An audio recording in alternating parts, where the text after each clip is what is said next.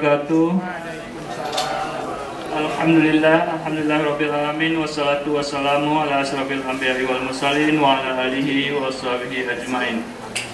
Bapak Ibu sekalian, untuk pagi hari ini kami dari pihak Promkes Rumah Sakit Muncul Mutia Kabupaten Aceh Utara ada sedikit edukasi mungkin tentang furunkel ataupun bisul. Edukasi tersebut mungkin akan disampaikan oleh dokter-dokter muda kita dari Universitas Malikus Saleh. Bapak Ibu sekalian, kami minta waktu sedikit sebelum dokter spesialis masuk. Bapak Ibu sekalian, mohon waktu sedikit kepada dokter muda kita untuk edukasi tentang bahan-bahan pendidikan mereka. Jadi untuk persingkat waktu, kita persilakan dengan segala hormat. Bismillahirrahmanirrahim. Assalamualaikum warahmatullahi wabarakatuh.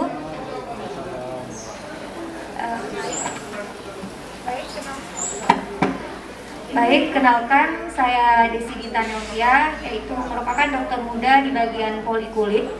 Nah, izinkan saya pada pagi ini ingin memberikan edukasi mengenai furunkel atau yang biasanya kita kenal dengan bisul.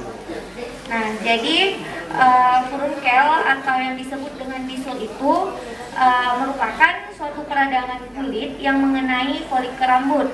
Nah, biasanya bisul ini dia berada di tempat-tempat yang lembab seperti pada wajah yang sering berkeringat ya, leher, kemudian pada lipatan-lipatan paha.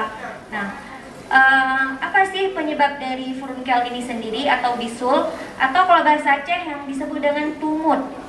Mungkin ya Bapak-bapak tahu tumut. Nah, apa penyebabnya? Nah, tumut ini penyebabnya itu merupakan infeksi dari bakteri yang disebut dengan bakteri Staphylococcus aureus. Nah, bakteri ini nggak bisa kita lihat memang.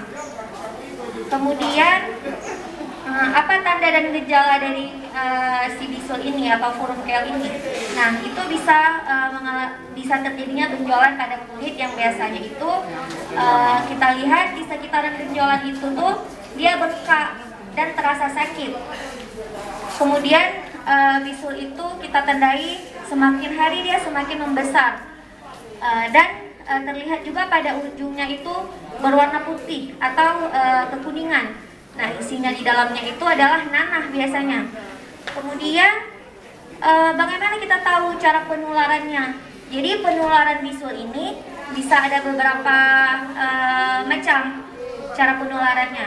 Yang pertama itu karena kita misalnya nih udah tumbuh bisul di tangan, kemudian kita ada kebiasaan menggaruk, memeras. Nah, itu kan nanti bakterinya juga ikut kan menyebar ke tempat yang lain. Kemudian juga bisa karena kita menggunakan pakaian orang yang sudah terinfeksi.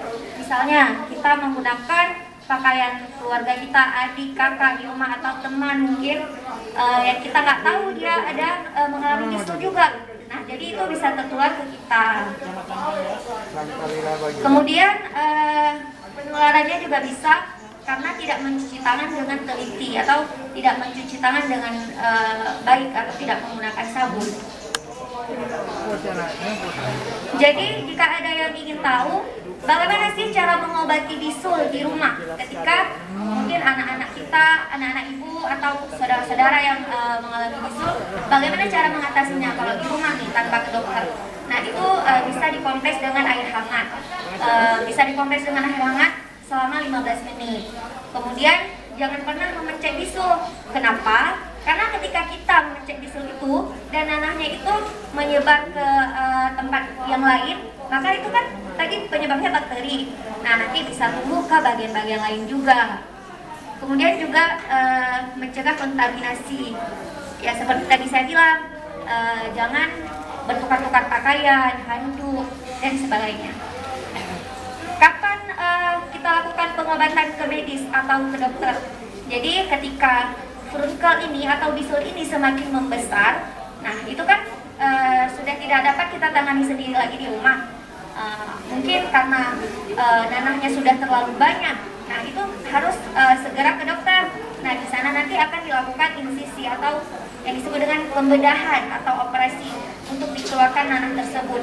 Kemudian nanti dokter akan memberikan beberapa antibiotik. Nah, biasanya kalau bisul ini itu dia